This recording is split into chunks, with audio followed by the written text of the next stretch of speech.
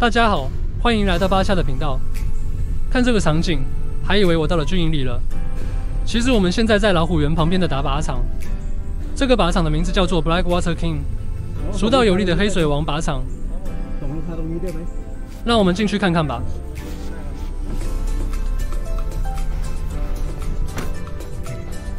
OK。进来之后就是几张项目表摆在桌上，任君挑选。门口的地方有很多造景可以一起拍照。来的时候已经快接近关门了，游客比较少，不用排队。那这边有超级多种方案可以选择的，每一把枪的子弹单位就是15发，基本上就是1000泰铢啦。当然，按照方案选择是比较优惠，看各位自己的荷包了。因为临时起意的关系，也没带太多的钱，只选择2把枪的 A 方案。哇，现场也有韩国妹子来打枪。后面还有军用吉普车和变形金刚，造景很酷。那这个铁笼里面是他们的办公室。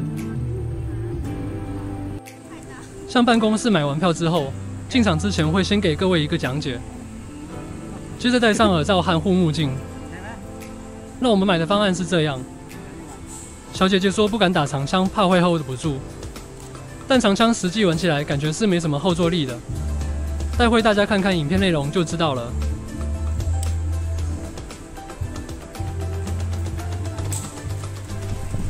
进来靶场之后，左手边是等待区。真想不到他们的等待区还蛮不错的，不是当兵的小折凳。看来有人已经准备好了。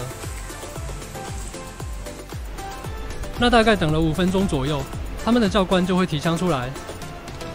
感觉上是真的军人在叫的。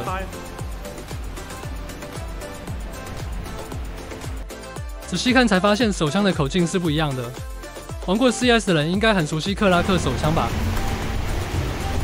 我们来看看克拉克手枪打起来的感觉怎么样。那其实这些教官也不会说英文，都跟你比手画脚的。帮忙指导一下，手要2只手握紧扣住扳机。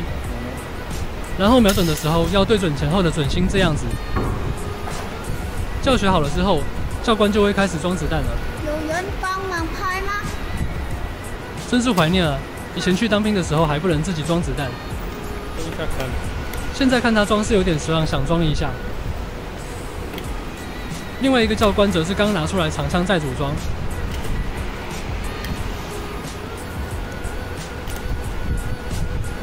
Video 也 picture。video 可以。现在枪支上膛了，准备开打。那站姿也有教学，这边没有拍到地面。手枪的部分要求2只脚与肩同宽，要同时踩在黑色的脚印上，才确保安全。接着教官抓着你的手握好姿势才会开保险。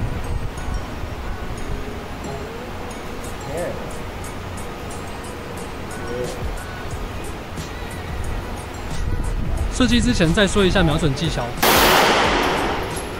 哇塞，这个枪的后坐力还真大，不知道是小姐姐的过还是枪支后坐力问题。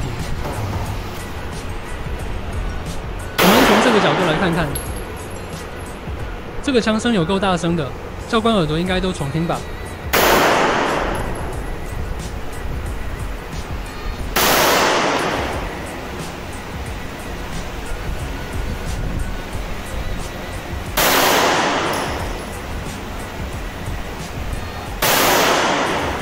其实手枪真的不好打，每一发都要仔细瞄准。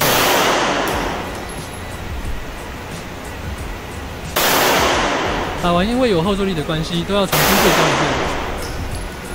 所以说很多网络上警察开枪的影片都会打歪。在那种紧急情况下，要瞄准真的也是很困难哦。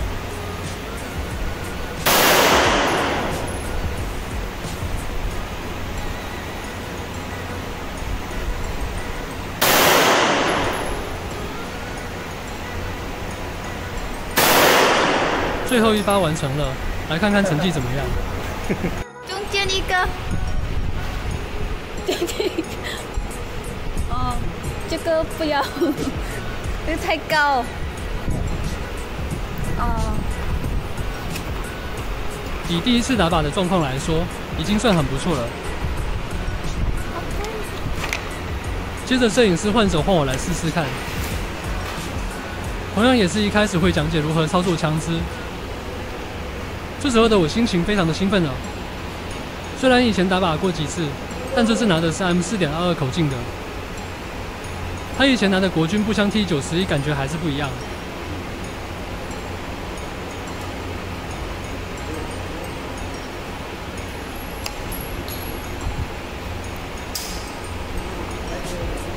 靠腰第一枪运气真好，马上就卡弹。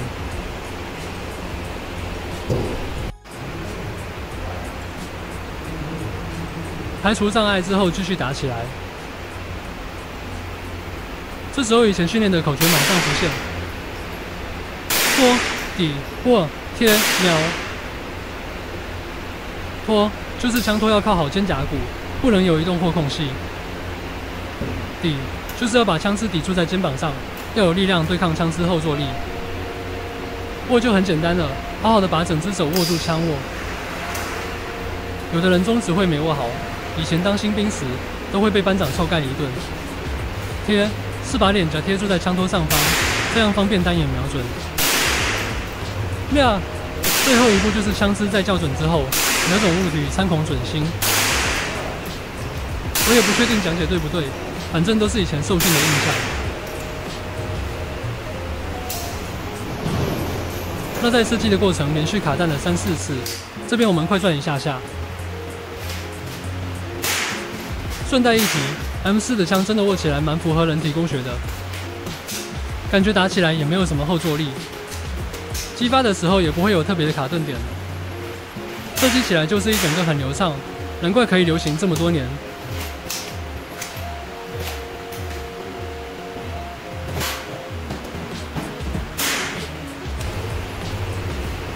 打完了一个弹加15发子弹了，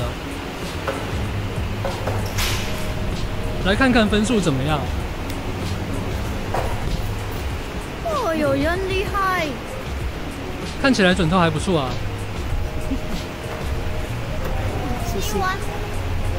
你玩这么厉害？想当年大学时期，我们也是代表学校参加 CS 的电竞队伍，还是有点操作的熟悉度的啊。套餐打完了 M4， 接下来是手枪的部分了。现在拿的手枪型号也和小姐姐的克拉克手枪一样，那不同的地方在于克拉克的型号。小姐姐刚刚打的是克拉克17，用的是9毫米的子弹。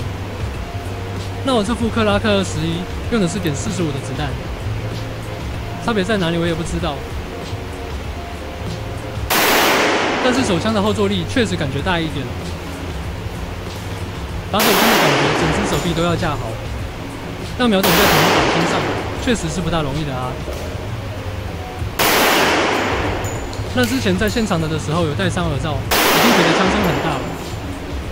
现在重新剪片时，又更觉得枪声超大声了。每一次击发的枪声都爆大声了。以前也有在台湾教照打靶的经验，记得那时候是几年前在教照的时候。男人应该是麦格龙手枪，也是 CS 常见的沙漠之鹰。那次第一次打真正的手枪，心里也是超级兴奋，因为在教照时可以合法在台湾开枪，机会实在是难得。那时候拿沙漠之鹰的感觉也是后坐力很大的。那在这边用的克拉克手枪，难免也会有卡弹的状况啦。刚刚又卡弹了几发，这个小哥立马又补了几个子弹还我。枪支重新上膛后的安全动作也是做得很到位的哦。这边还有几颗子弹，我就快转过去了。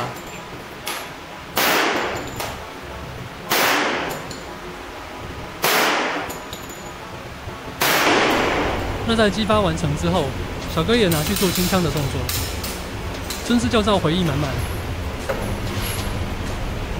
最后看看自己的分数怎么样。哇塞，很明显的手枪的精准度非常的差，相较于刚刚的 M4 步枪，差了108000里。最后清枪结束时，因为现场没人，小哥还给了我们几分钟的时间拍照。刚刚不给我拍，我要一个。拍吗？因为现场还有人在打靶时是不能拍照的。幸好我们是接近5点才来靶场，现场都没人了。你没有拍照片。这个拿法还真的有价值。 OK。长枪拍完，小枪也要补拍照一下。反正也没人，拍好拍满准备回饭店。我拍。那最后出来靶场，外面的休息区有很多战时造景，军用吉普车、破炮、摩托车之类的都可以上去合照。